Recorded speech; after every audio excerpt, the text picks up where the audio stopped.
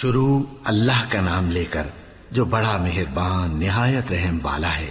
اور ہم نے جس بستی میں بھی کوئی ڈرانے والا بھیجا تو وہاں کے خوشحال لوگوں نے یہ ضرور کہا کہ تم لوگ جو چیز دے کر بھیجے گئے ہو ہم اس کو نہیں ماننے کے، اور یہ بھی کہنے لگے کہ ہم بہت سا مال اور اولاد رکھتے ہیں اور ہم کو عذاب نہیں ہوگا۔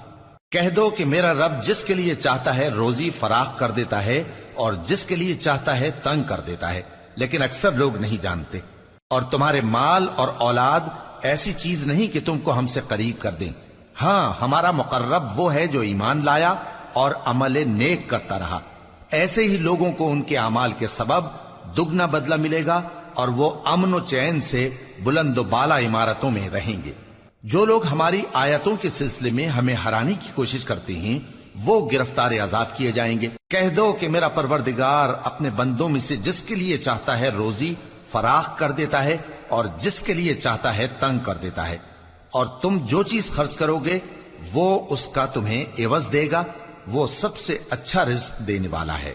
شروع اللہ کا نام لے کر جو بڑا مہربان نہایت رحم والا ہے۔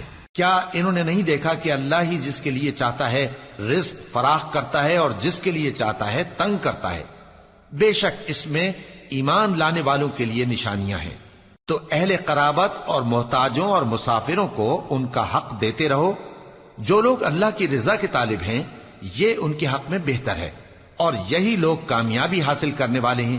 اور جو سود تم دیتے ہو کہ وہ لوگوں کے مال میں بڑھے تو اللہ کے نزدیک تو وہ بڑھتا بھی نہیں، اور جو تم زکوٰۃ دیتے ہو اللہ کی رضامندی طلب کرتے ہوئے تو وہ موجب برکت ہے، اور ایسے ہی لوگ اپنے مال کو کئی گنا کرنے والے ہیں۔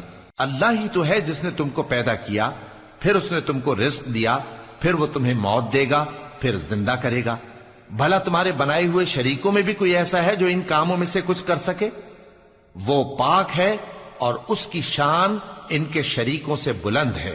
شروع اللہ کا نام لے کر جو بڑا مہربان نہایت رحم والا ہے۔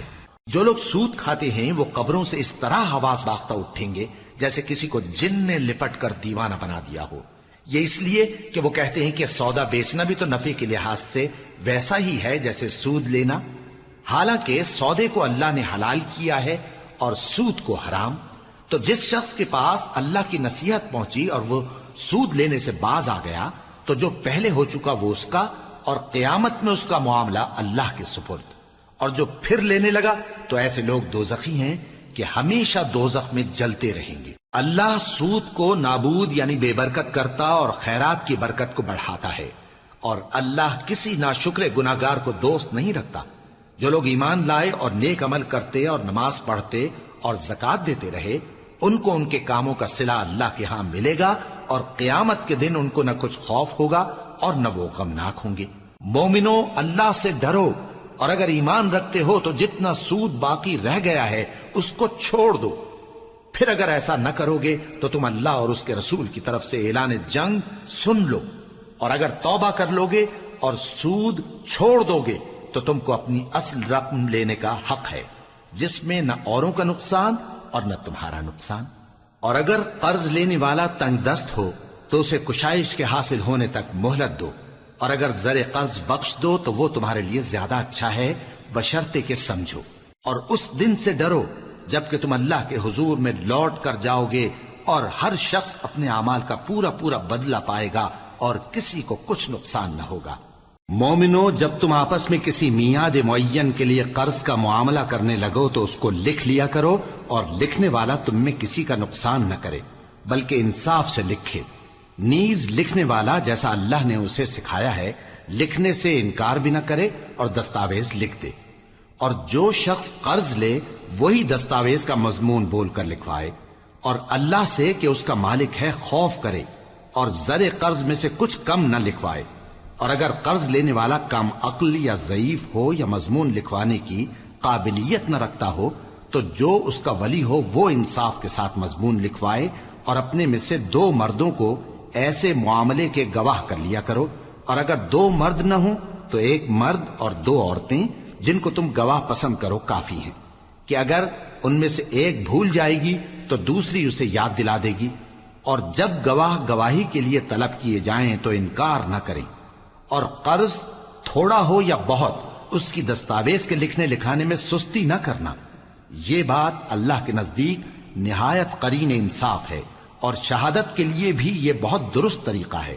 اس سے تم کو کسی طرح کا شک و شبہ بھی نہیں پڑے گا. ہاں، اگر سودا دست بدست ہو جو تم آپس میں لیتے دیتے ہو، تو اگر ایسے معاملے کے دستاویز نہ لکھو تو تم پر کچھ گناہ نہیں. اور جب خرید و فروخت کیا کرو، مثلا زمین جائیداد کی، تو بھی گواہ کر لیا کرو. اور کاتب دستاویز اور گواہ معاملہ کرنے والوں کا کسی طرح کا نقصان نہ کریں. اگر تم لوگ ایسا کرو تو یہ تمہارے لیے گناہ کی بات ہے. اور اللہ سے ڈرو اور دیکھو کہ وہ تم کو کیسی مفید باتیں سکھاتا ہے، اور اللہ ہر چیز سے واقف ہے. اور اگر تم سفر پر ہو اور دستاویز لکھنے والا نہ مل سکے تو کوئی چیز رہن با قبضہ رکھ کر قرض لے لو.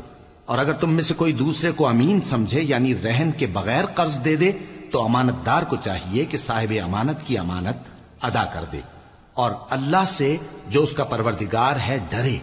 اور دیکھنا، شہادت کو مت چھپانا، جو اس کو چھپائے گا وہ دل کا گناہگار ہوگا.